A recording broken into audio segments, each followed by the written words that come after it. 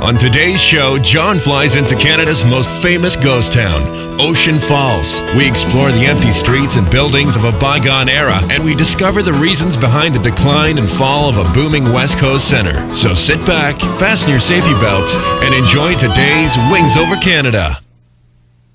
Brought to you in part by Great Canadian Adventure Tours, home of the 6-day Spirit of the West Tour 2000.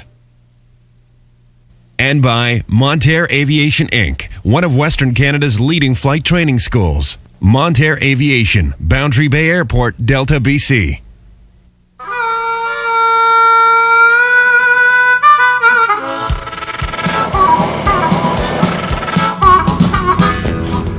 I'm John Lovelace, and this is Wings Over Canada.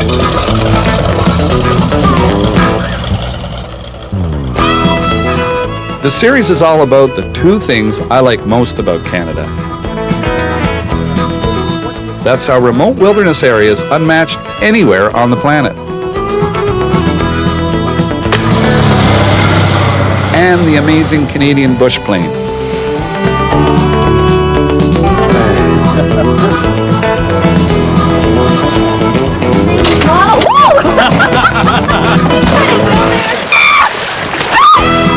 Wings Over Canada is our weekly flying adventure show where we explore Canada's hidden treasures by air and where we voyage to remote places to rediscover our past and look to our challenging future. People living in British Columbia can be divided into two groups: those who know the story of the ghost town of Ocean Falls and those who don't. The day of the flight, John was in the second group. The purpose of the trip today was to get a first-hand look at the town. John's only knowledge of Ocean Falls was that it was the home of an abandoned hotel and that the area was the secret location of some of the best fishing on the planet. What he was about to discover was a lot more.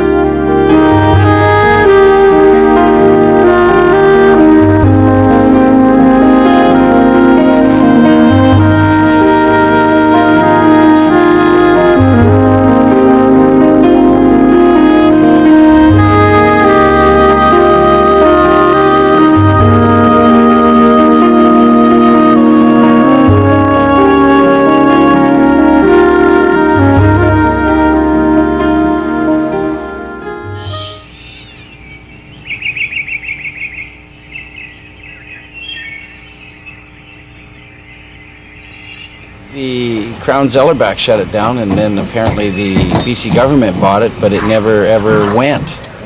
And so they just shut it down. It used to have a population of somewhere around 5,000 people, I think.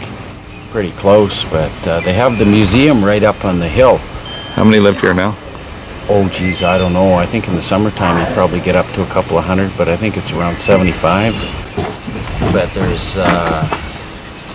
best bet is just to walk around and have a good look around.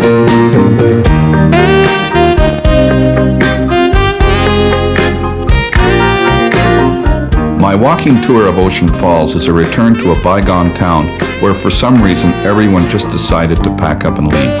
The streets are empty, the house is vacant and unlocked, and the hotel is abandoned.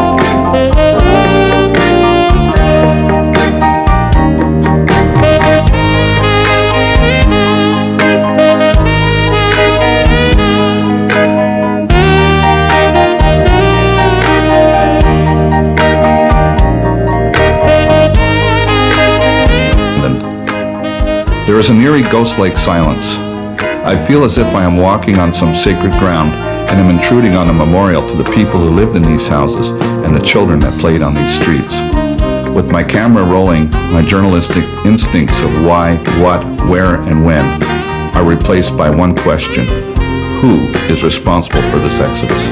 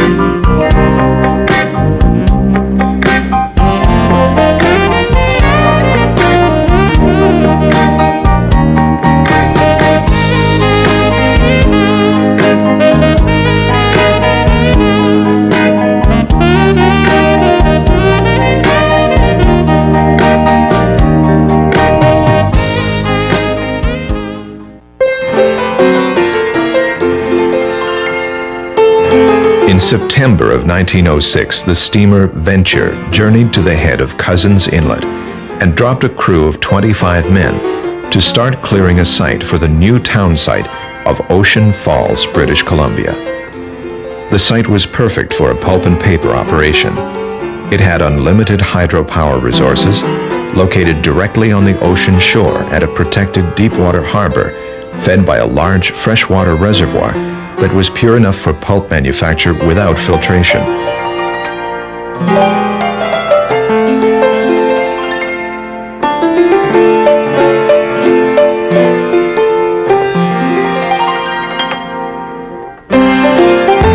Over the next half-century, a building boom ensued as Ocean Falls became the bustling hub of commerce on British Columbia's central west coast.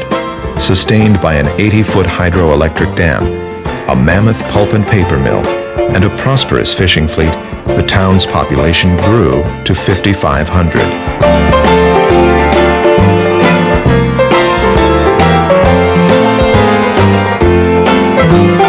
But Ocean Falls was unlike any other town in North America due to its unique combination of two factors. It was isolated with its own road system that was not connected to the rest of the world, making it only accessible by water and air. And aside from some privately owned homes in its suburbs of Martin Valley, the entire town was owned by the pulp and paper interests. After changes in mill ownership over the decades, the assets of the town finally came to rest in the hands of the huge Crown Zellerbach Corporation. These assets included, besides the mill itself, the 400-room Martin Inn, 5 apartment buildings, a townhouse complex, 90 houses, the hydroelectric plant, the town's thermal generating system, swimming pool, movie theater, bowling alley, tennis courts, the streets, and the docks. But it was this very isolation that gave the people of Ocean Falls a unique lifestyle, abounding with a community spirit seldom found in the Canadian culture. Almost from the beginning, athletics became a big part of the town. There was a baseball park, a football club, lacrosse teams, and wrestling teams. And then there was its swimming club, where the little town was to achieve worldwide acclaim. Local swimmers were cleaning up in provincial and Canadian meets, and in 1948, Alan Gilchrist was the first of many Ocean Falls swimmers to compete in the Olympics.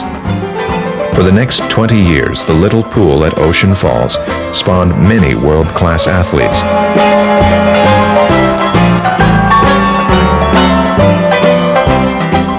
For many people, life in Ocean Falls was a utopia, a chance to make an honest wage and partake in community activities where you knew your neighbors and where outdoor sports of swimming, boating, hiking, and fishing were literally at your doorstep.